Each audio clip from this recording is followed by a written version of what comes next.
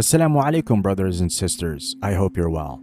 All the lies that Israel was spewing are now shattered. All their true colors have now been exposed in front of the whole world by someone that the Israeli government themselves had never imagined. What the world witnessed yesterday opened their eyes and exposed that the real aim of Israel was never to rescue hostages or to self-defend. It is an evil and dark aim that now everyone knows. Last night, the world saw a powerful and chilling moment on the Piers Morgan show. A former Israeli Defense Forces soldier and a now renowned mass atrocity expert, Omer Bartov, sat down and exposed the brutal truth behind Israel's ongoing war on Gaza.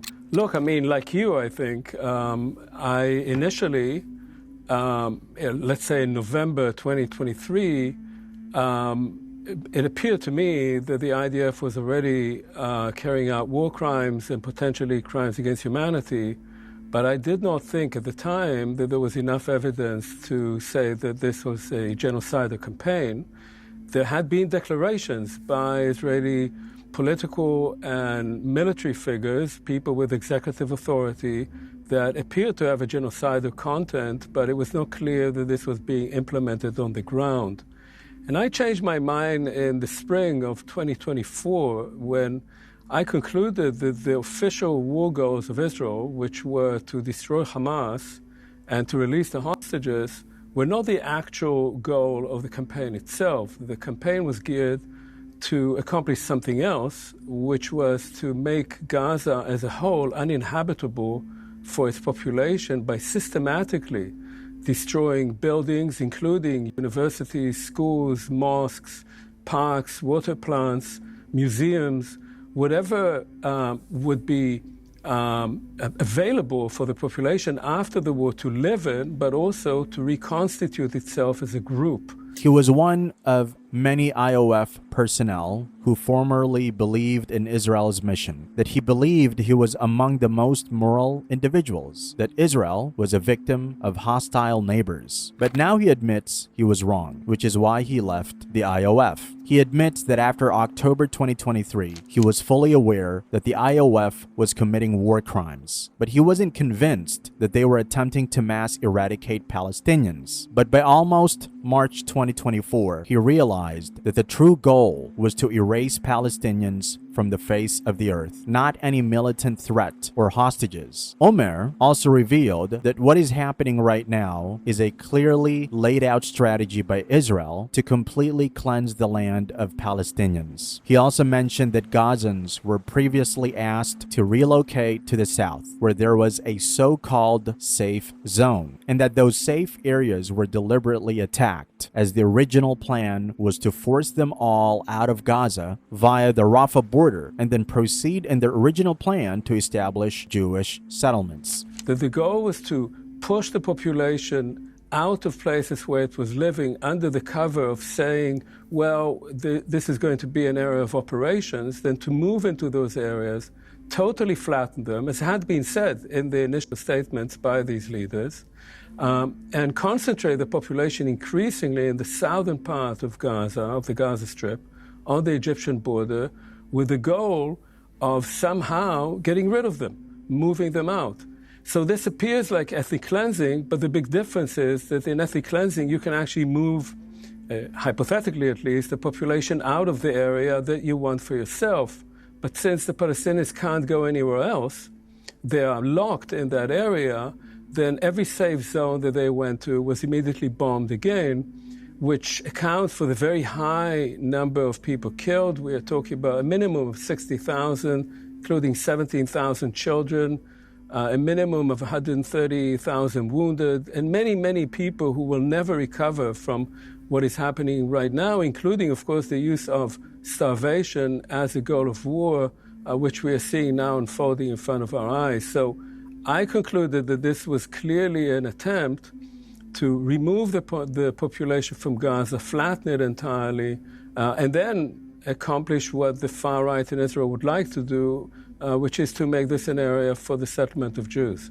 After that, Pierce asked Omer the same nonsensical question about mass extermination that he asks most of his guests. If the entire population is not dead by now, then mass extermination is not taking place. Because according to Pierce and all pro-Israelis, the absence of total annihilation meant it wasn't a deliberate and targeted elimination of Palestinians. Omer highlighted that the mass extinction of the entire population is more than just how many people die or how many remain. It's also about intent. And in international law, the desire to annihilate a people in whole or in part qualifies under this term. Even if some members of the people survive, their collective identity is taken away, which is exactly what Israelis are doing. Pro-Israelis in this debate say, when they contradict the claim that it's genocide, is that if they wanted to wage genocide by that definition, then how do people explain that, horrific though the death toll is, 50,000 to maybe 100,000, depending on what reports you want to believe, out of a population of 2.2 million, does not constitute the destruction of a whole group, and that if Israel wanted to kill all Palestinians, for argument's sake, they could do that. They have the firepower to do that, have nuclear weapons if they want to. And so that they dispute the fact that the intent is genocidal, because if it was, the death toll would be much higher. What do you say to that?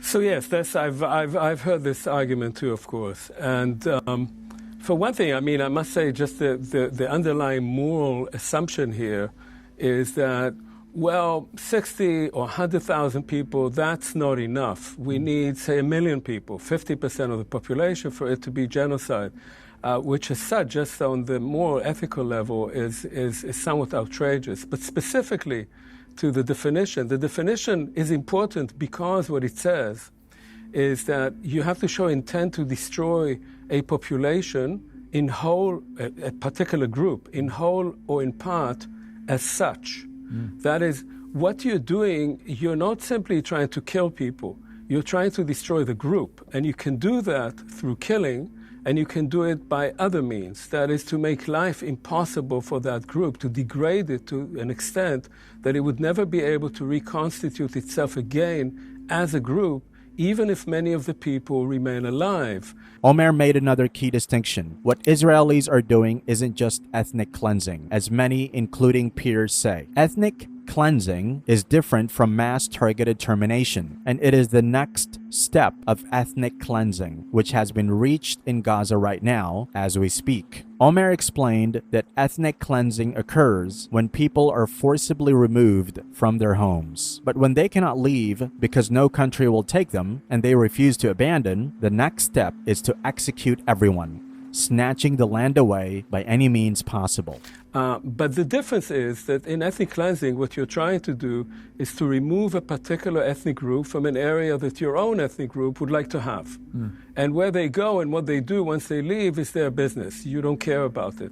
In genocide, what you're trying to do is to destroy that group as a group, wherever it is. Now, in this case, and in many, many other cases of genocide in history, they began as ethnic cleansing. And you can go as far back as 1904, the German genocide of the Herero. You can talk about the Armenian genocide by the Ottoman Empire in World War I. And indeed, the Holocaust itself began as an attempt by the Nazi regime to be rid of Jews, just to expel them, to force them to emigrate someplace. But when people don't move because they don't want to leave their homes, or because they have no place to go and no one will take them in, then what do you do with them if you've already made the decision that they have to leave? Then you start using more and more force, and that's when ethnic cleansing becomes genocide.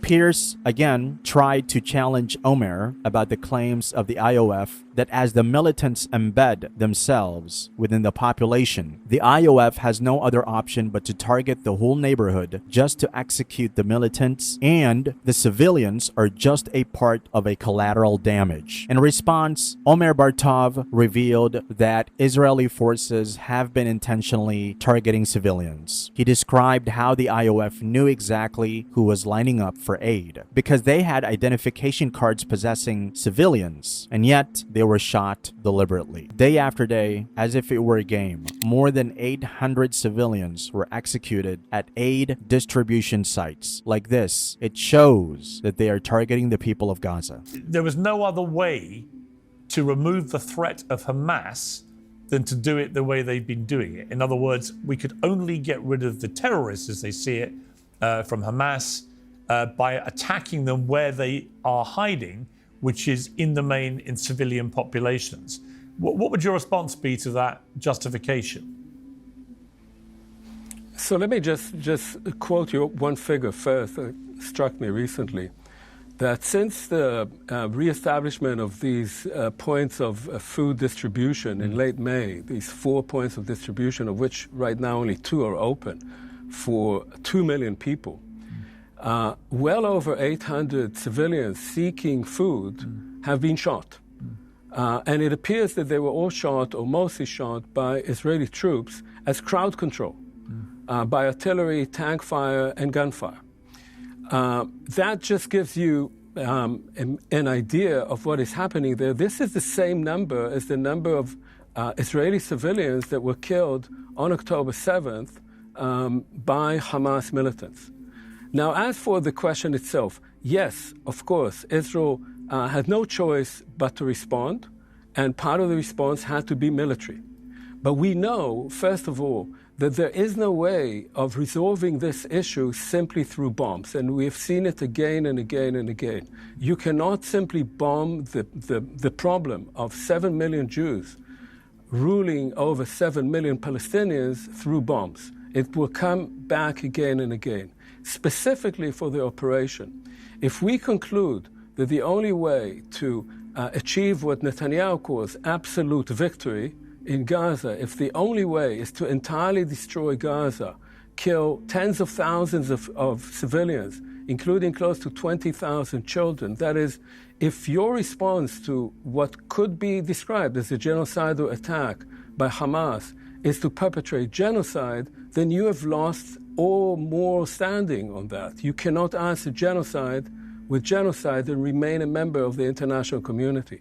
This interview with Omer serves as a significant revelation for Israeli society. His background as a member of the IOF raises questions about his past involvement in the violence against Palestinians. Today, he sheds light on the fundamental mindset of IOF personnel and Israeli politicians who claim to uphold moral values while engaging in actions that are anything but moral. May Allah save the Palestinians from their unendurable pain. Ameen.